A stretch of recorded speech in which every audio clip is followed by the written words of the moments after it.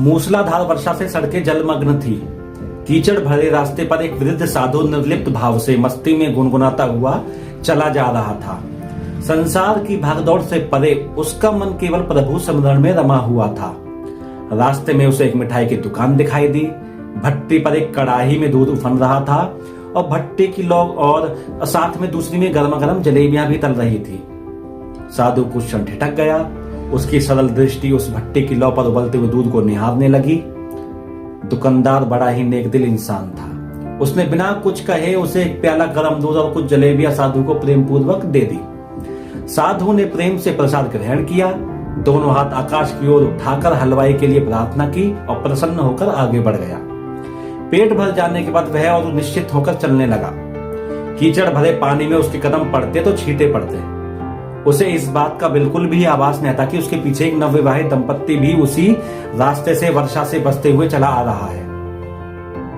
अचानक साधु के तेज कदम से कीचड़ उछला और वह छींट सीधा उस युवती के कीमती वस्तु पर जा पड़ा।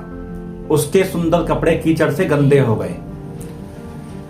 युवती का जो पति था उसको क्रोध आ गया। उसने आगे बढ़कर साधु का हाथ पकड़ लिया और गुस्से से बोला, अंधे हो क्या? दिखाई नहीं देता? तुम्हारी इस हरकत से मेरी पत्नी के कपड़े खराब हो गए हैं। साधु एकदम अचंभित होकर खड़ा रह गया। युवती ने पति को शांत करने का प्रयास किया, परंतु उसके नेत्रों से उबलते क्रोध को देखकर वह भी पीछे हट गई। राह चलते लोग यह दृश्य देखते रहे, पर किसी ने बीच बचाव नहीं किया और न ही किसी की हिम्मत हुई कि बीच बचाव किया जाए। अतः क्रोध से युवक ने साधु के गाल पर एक जोरदार थप्पड़ जड़ दिया। बूढ़ा साधु संतुलन खो बैठा और कीचड़ में गिर पड़ा। युवक भुनभुनाता हुआ वहां से चला गया।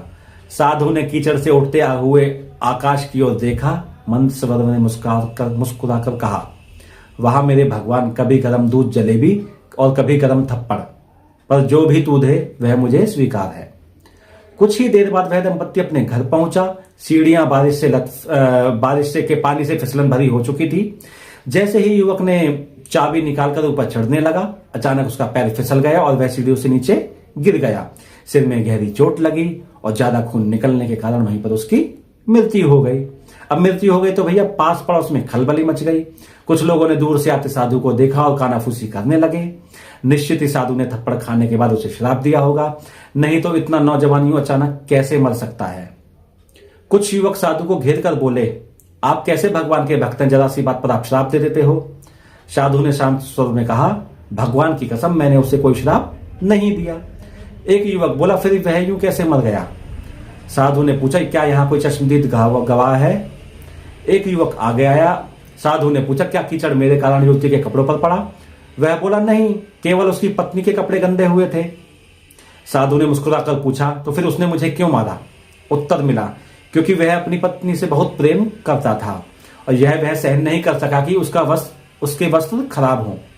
यह सुनकर साधु जोर से हंसा और बोला, मैंने उसे कोई श्राप नहीं दिया, लेकिन कोई और है जिसे मुझसे अत्यंत प्रेम है। अगर उस युवती का याद वह सहन नहीं कर सकता तो मेरे याद को कैसे सहन होगा कि कोई मुझे मारे? और मेरा याद इतना शक्तिशाली है कि दुनिया के बड़े से बड़े राजा भी उसकी लाठी से डरते हैं। यह कहकर युवक आगे बढ़ गया। यह कहकर वह साधु आगे बढ़ गया।